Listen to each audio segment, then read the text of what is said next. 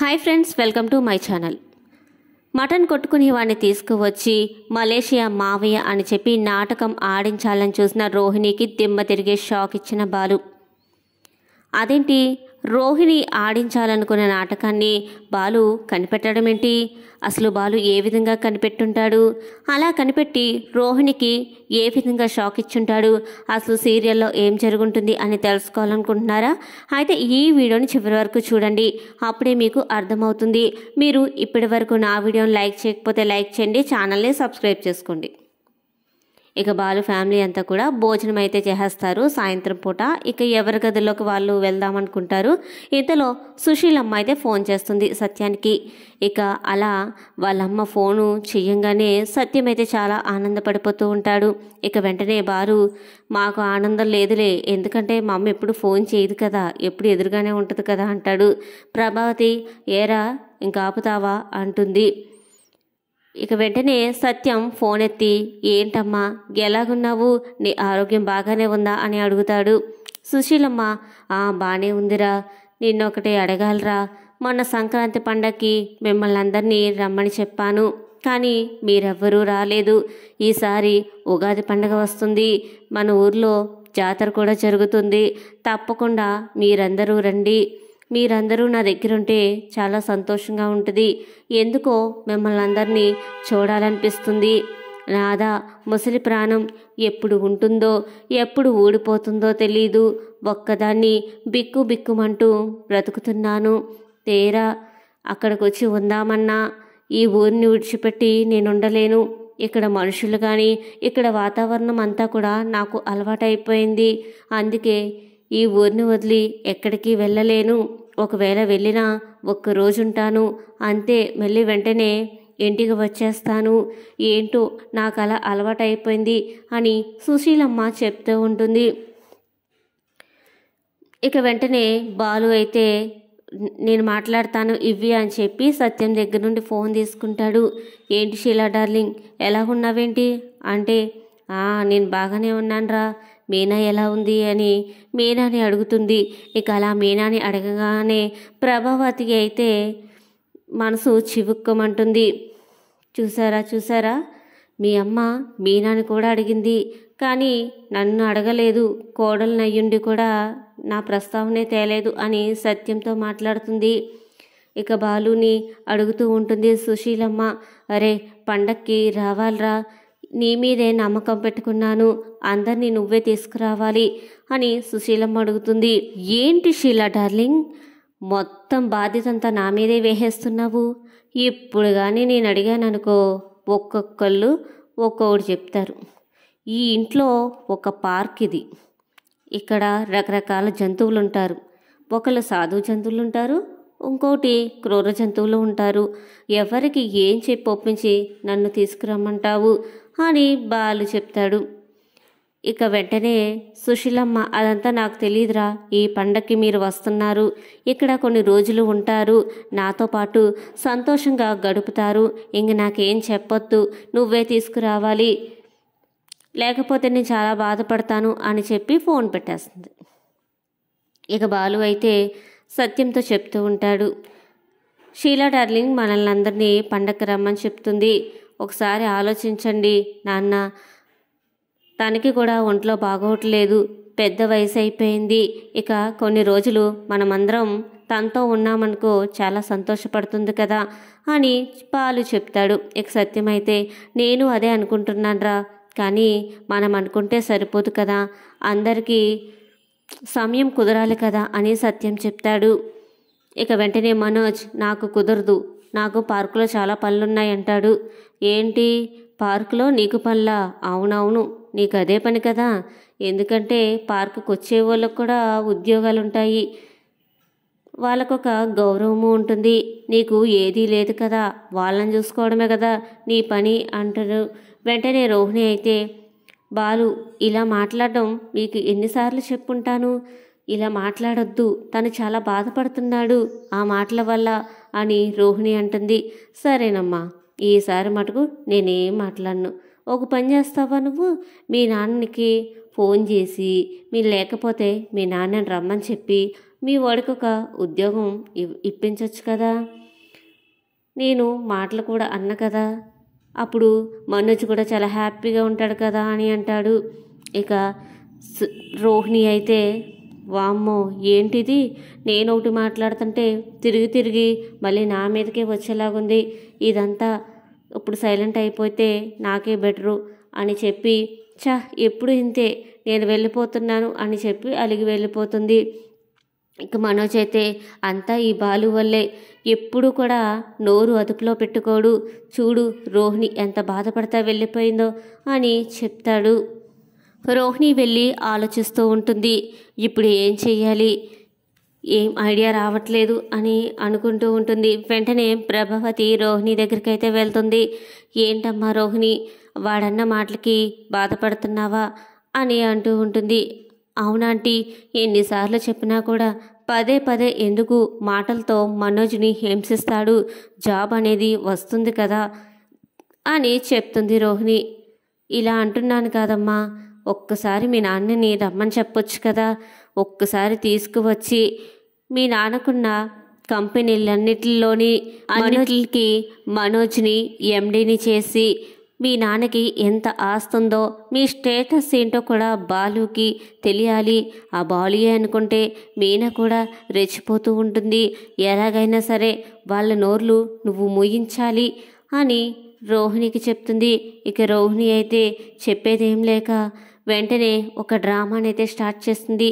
అలా కాదు అత్తయ్య గారు, మా నాన్నని ఎలా పిలవాలి, మీకు ఎన్నిసార్లు చెప్పుంటాను అత్తయ్య గారు, మా నాన్న చేసిన పనికి నాకు తనతో మాట్లాడడం అస్సలు ఇష్టం లేదు, ఇక ఆస్తి సంగతి అంటారా చివరికి నాకే ఇస్తాడు, ఆ విషయం నాకు తెలుసు అని ప్రభావతికి చెప్తూ ఉంటుంది. వెంటనే ప్రభావతి ఈ రోజులో అలాంటి విషయాలు పెద్ద పట్టించుకోవాల్సిన అవసరం లేదమ్మా, తనకి ఓ తోడు కావాలి కదా, మంచి చెడు చూడడానికి ఒక మనిషి కావాలి కదా అని మనం ఆలోచించాలే తప్ప వేరే పెళ్లి చేసుకున్నాడు వాళ్ళనే చూసుకుంటున్నారు అని అనుకుంటాం తప్పు కదమ్మా రోహిణి, నువ్వు కూడా మీ నాన్న వైపు నుండి ఆలోచించు అని ప్రభావతి అయితే వెనకేసుకొస్తూ ఉంటుంది. ఇక రోహిణి చెప్పేదేం లేక అత్తయ్య గారు నేను మాట్లాడాను, ఇక నాకు తప్పదు మాట్లాడాలి, మా నాన్నని తీసుకురావాలి, ఏ విధంగానైనా సరే బాలు మీనా నోర్లు మూయించాలని చెప్పేసి నేను రాత్రే మాట్లాడాను మా నాన్నని రమ్మని చెప్పి, కానీ తనకి జర్మనీలో ఏదో పని పడి వెంటనే వెళ్ళిపోయారు అని ప్రభావతికి చెప్తుంటుంది. ప్రభావతి షాక్ అయిపోతుంది. అదేంటి జర్మనీ వెళ్ళిపోయారా, మరి ఇప్పుడు ఎలాగా, కనీసం మీ పుట్టింట్లో నుండి ఎవరో ఒకరిని తీసుకురా, ఆ బాలుగాడి నోరు ముయించాలని చెప్పైనా తీసుకురావాలి నువ్వు అని రోహిణి అంటుంది. సరే ఒక పంచి రోహిణి, మీ మావయ్య ఇక్కడే ఉంటున్నాడు కదా, మీ మావయ్యని అన్న తీసుకురా పండక్కి అని చెప్తూ ఉంటుంది. ప్రభావతి అయితే సరేనండి ఏదో ఒకటి చేస్తానులే అని చెప్పి రోహిణి ప్రభావతి అయితే ఎవరి గదుల్లోకి వాళ్ళైతే వెళ్ళిపోతారు. ఇక ఉదయాన్నే రోహిణి అయితే తన ఫ్రెండ్ దగ్గరికి వెళ్తుంది. ఏదో ఒకటి చెప్పవే, ఇప్పుడు ఏం చెయ్యాలి, ఏదో ఒక ఆలోచన, ఏదో ఒక ఐడియా చెప్పు, ఇప్పుడు నువ్వు చెప్పే దాన్ని బట్టే కదా నా జీవితం ఉంటుంది, ఇప్పుడు ఏం చెయ్యాలి, ఎవరిని తీసుకురావాలి అని రోహిణి అయితే చాలా కంగారు పడిపోతూ ఉంటుంది. ఇక తన ఫ్రెండ్ అయితే ఇప్పుడు మనక డబ్బులు లేవు దగ్గర, ఏదైనా పెద్ద గ్రాండ్గా చేయించాలన్నా ఆ శృతియే ఇండియాలో ఉండి అన్ని తీసుకొచ్చింది, ఇక్కడ నువ్వేం చెప్పావు, మలేషియా నుండి పెద్ద పెద్ద ఆస్తులు ఉన్నాయని ఎన్నో కబుర్లు చెప్పుకున్నావు, ఇప్పుడు దానికి తగ్గట్టే నువ్వు సార్లు అని తీసుకురావాలి అని తన ఫ్రెండ్ అయితే అంటూ ఉంటుంది. ఇక రోహిణి ఆ మీనానే ఎంతో చీపురు పుల్లలా చూస్తూ ఉంటుంది. మా అత్తగారు ఏమీ లేదు, పేదింటి పిల్ల, ఏమీ తీసుకురాదని చెప్పేసి చాలా ఇన్సల్ట్ చేస్తూ ఉంటుంది. కానీ ఆ మీనా మంచిది కాబట్టి ఎప్పుడు కూడా గొడవ పడదు, కానీ ఇప్పుడు నా పరిస్థితి తెలిసిందంటే ఇంక నన్ను ఏం చేస్తుందో అని ఆలోచనలో పడిపోతుంది రోహిణి. ఇక వెంటనే తన ఫ్రెండ్ అయితే రోహిణి కాస్త ఈ లోకంలోకి రా, ఇప్పుడు పరిస్థితి ఎలా ఉందో చూడు, ఏదో ఒకటి చేద్దాంలే, సరే నాకు ఒక ఐడియా వచ్చింది, ఎవరైనా తీసుకువచ్చి నాటకం ఆడిద్దాము అనగానే రోహిణి అయితే షాక్ అయిపోతుంది. అదేంటే బాబు, ఇప్పుడు ఎవరిని తీసుకువస్తే నాటకం ఆడిస్తాము? ఒకవేళ దొరికిపోతే అందరిలో చిన్న చూపు చూస్తారు నన్ను. ముందుగా మనోజ్ అయితే నన్ను బయటికి గెంటేస్తాడు అని రోహిణి అంటుంది. అలా ఏం కంగారు పడకు, ఇప్పటి వరకు నెట్టుకు వచ్చాం ఏదోలాగా, ఇక మీదట కూడా నెట్టుకు రావాలంటే మనం ఇలాంటి పనులు చెయ్యక తప్పదు. సరే, నిన్నొక వ్యక్తి దగ్గరకు తీసుకువెళ్తానని చెప్తుంది అని చెప్పి ఒక మటన్ షాప్ దగ్గరికి తీసుకువెళ్తుంది. వెంటనే రోహిణి, ఏంటి ఇప్పుడు మనం వెళ్ళాల్సిన చోటేంటి, నువ్వు తీసుకొచ్చిన చోటేంటి, ఇప్పుడు నువ్వేమన్నా మటను కొట్టించుకొని ఏమన్నా మటన్ బిర్యానీ చేద్దాం అనుకుంటున్నావా అనిద్ది. అది కాదే బాబు, ఆ మటన్ కొట్టుకునేవాడు అన్నాడు కదా, వాడే ఇప్పుడు మనకు కావాల్సింది. వాడు నటనలోనే మహానటుడు, మామూలు నటుడు కాదు. నటించమంటే జీవిస్తాడు. ఒకసారి అతన్ని వెళ్ళి మాట్లాడదాము అని చెప్పి దగ్గరికి అయితే వెళ్తుంది. ఇక ఆ మటన్ షాప్ వ్యక్తి అయితే రోహిణి ఫ్రెండ్ని చూడంగానే గబగబా పరిగెట్టుకుంటూ వస్తాడు. మేడం మేడం, మీరేంటి ఇక్కడికి వచ్చారు? మీకు ఏమైనా మటన్ కావాలా? ఏం కావాలో చెప్పండి, వెంటనే పంపించేస్తాను. ఒకవేళ మీరు తీసుకువెళ్ళాలంటే తీసుకువెళ్ళండి, లేదా మీకు కుదరదంటే నన్ను తీసుకురమ్మంటే నేను తీసుకొచ్చేస్తాను అని చెప్పి చాలా గౌరవించేస్తూ ఉంటాడు. అదేమీ కాదు, కానీ నీతో మాట్లాడాలి. ఒక చిన్న షార్ట్ ఫిల్మ్ ఉంది, దాంట్లో నువ్వు యాక్ట్ చేయాలి అని చెప్పగానే ఇంకా ఆ వ్యక్తి అయితే చాలా ఆనందపడిపోతాడు. తనకి నటించాలని చాలా ఇష్టం, అందుకని చెప్పేసి చాలా ఆనందపడిపోయి సంబరపడిపోతుంటాడు. ఏంటి మేడం, ఏంటా షార్ట్ ఫిలిం అంటాడు.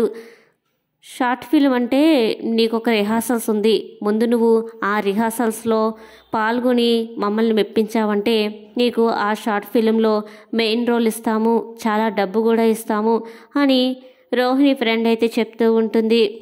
ఇక రోహిణి అయితే, నీకు ఇచ్చిన క్యారెక్టర్ ఏంటంటే మా మావయ్య క్యారెక్టర్ ఇస్తున్నాను, నేను ఒక ఆర్టిస్టుల దగ్గరికి తీసుకువెళ్తామన్నమాట. అక్కడ ఫిలిం అయితే జరుగుతుంది, అక్కడ ఆ ఫిల్మ్లో నేను కూడా యాక్ట్ చేస్తున్నాను. నేను నీ మేనకోడల్ని, నువ్వు నా మావయ్యవి. ఒకవేళ నువ్వు అందులో కానీ బాగా చేసావనుకో, నీ క్యారెక్టర్ ఇచ్చిన దాంట్లో బాగా నటించావనుకో, నీకు షార్ట్ ఫిలిం, ఒక్క షార్ట్ ఫిలిం ఏంటి 2-3 షార్ట్ ఫిలింలో నీ చేత తీయించాలని మేము అనుకుంటున్నాము. కానీ క్యారెక్టర్లో ఎక్కడ కూడా ఎలాంటి అనుమానం ఎవ్వరికి రాకూడదు. నువ్వు ఆ క్యారెక్టర్లోనే నటించావు అనుకుంటే జీవించినట్టే ఉండాలి. ఒకవేళ నీ నటన సరిగ్గా లేదనుకో, నీకు డబ్బులు రావు, ఫిలింలోని అవకాశాలు రావు అని చెప్పి రోహిణి అయితే చెప్తూ ఉంటుంది. అంటే తను ఒక ఫిలింలో యాక్ట్ చేస్తున్నట్టే చెప్తుంది, కానీ అదంతా తన కుటుంబం, నేను కూడా వాళ్ళ ఇంట్లో కుటుంబ సభ్యురాల్ని అని చెప్పదు. ఇదంతా తెలియని మటన్ కొట్టువాడైతే ఒప్పేసుకుంటాడు. షార్ట్ ఫిల్మ్లకి ఇప్పుడు నేను కానీ ఇందులో యాక్ట్ చేశాను అనుకో, నాకు చాలా అవకాశాలు వస్తాయి, అప్పుడు నాకు చాలా పేరు వస్తుంది, చాలా డబ్బు వస్తుంది అని ఎలాగైనా సరే ఈ అవకాశాన్ని నేను వదులుకోకూడదు అని చెప్పి మటన్ కొట్టాడైతే సంబరపడిపోతూ ఉంటాడు. ఇక రోహిణి అయితే తన ఫ్రెండ్తో మాట్లాడుతుంది. ఏవే, ఈడు కరెక్ట్గానే చేస్తాడు కదా, ఎక్కడ నన్ను ఇరికించేయడు కదా, ఒకవేళ ఎక్కడైనా పొరపాటు వచ్చి ఇరికించేశాడనుకో, ఎక్కడ నా పరిస్థితి కుక్కలు చింపిన విస్తరలాగా అయిపోద్ది అక్కడ అని మాట్లాడుతుంది. ఇక తన ఫ్రెండ్ అయితే, ఇప్పుడు వాడు నటించమంటే జీవించేస్తాడు, మనం షార్ట్ ఫిలిమ్స్ అవకాశాలు ఇస్తామని ఎర చూపాం కదా, ఇక ఆ ఎరకి వాడు తప్పకుండా పడిపోయి నటనలో నట విశ్వరూపాన్ని మొత్తం కూడా చూపించేస్తాడు. నువ్వు అలాంటి దిగులు ఏం పెట్టుకోకు, అంతా సవ్యంగా సాగుతుంది అని రోహిణికి చెప్తూ ఉంటుంది. ఇక ఒక ఫైనాన్స్ కంపెనీ దగ్గరికి అయితే రోహిణి వాళ్ళ ఫ్రెండ్ అయితే వెళ్తారు. అప్పుడే మీనా తమ్ముడు శివ అయితే ఆ ఫైనాన్స్ మేనేజర్తో మాట్లాడుతూ ఉంటాడు. ఇక రోహిణి వాళ్ళ ఫ్రెండ్ అయితే గది బయట ఉంటారు. ఇక వాళ్ళిద్దరిని అయితే శివ అయితే చూస్తాడు. సరే, నీ పని అయిపోయింది అని ఫైనాన్స్ మేనేజర్ చెప్తాడు.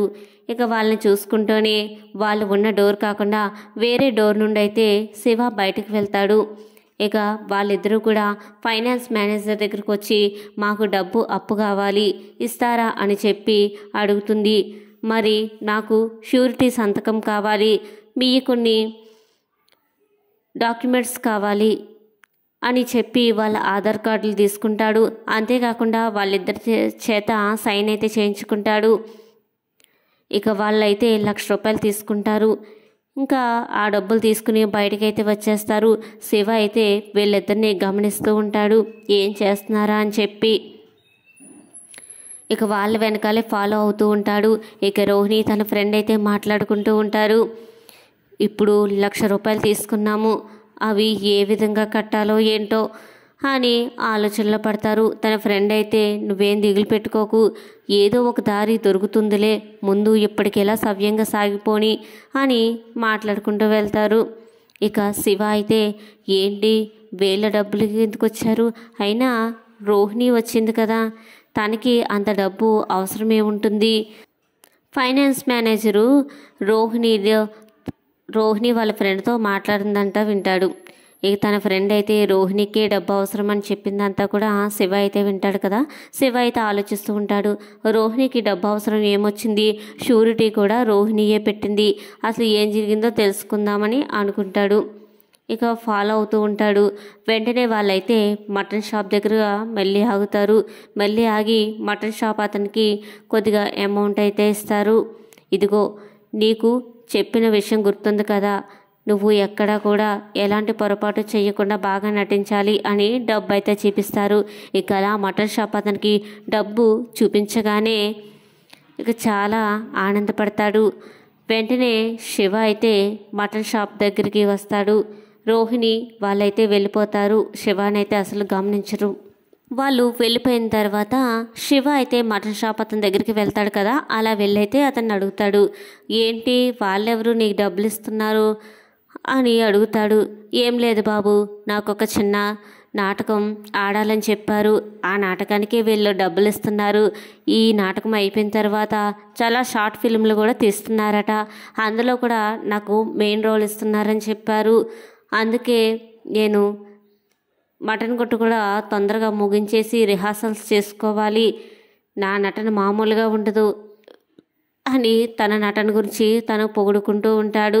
ఇక శివకైతే డౌట్ వస్తుంది. వెంటనే బాలుకైతే ఫోన్ చేస్తాడు. ఇలా జరిగిందంతా కూడా చెప్తాడు.